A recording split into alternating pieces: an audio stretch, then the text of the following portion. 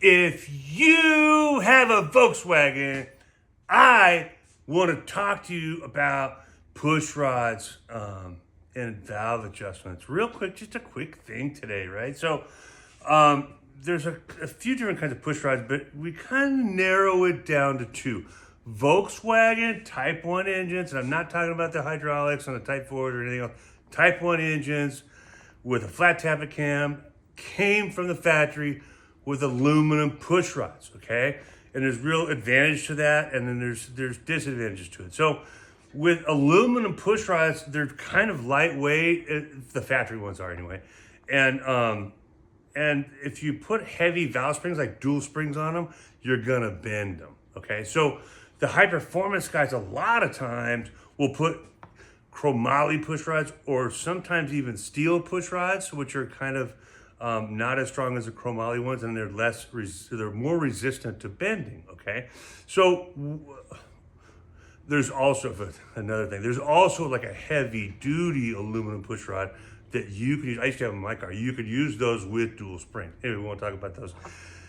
But as a generality, right, we have aluminum push rods and we have steel push rods. And you can, I mean, the aluminum ones, like you take a magnet to it, right? And they don't stick to them, but the chromoly ones, they stick, right?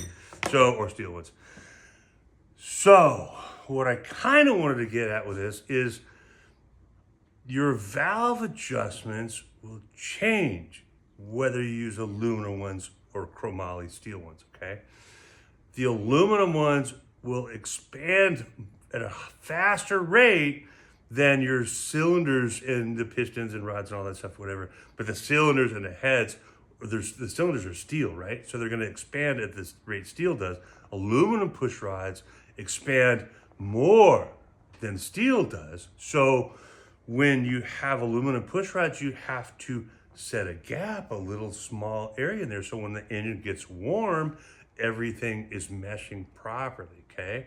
So that gap on a stock engine is like 6 thousandths, right? And they changed, the book changed 6 to 4 with it. They did take us off to blah, blah, blah, blah, blah. 6 thousandths is what you would generally say now. With chromoly or steel push rods, you put that gap at 0. I call it soft 0. So when the push rod is in the little cup for the rocker, you can still spin it. It's not so tight that you can't spin it. This is cold, by the way. You can't spin it.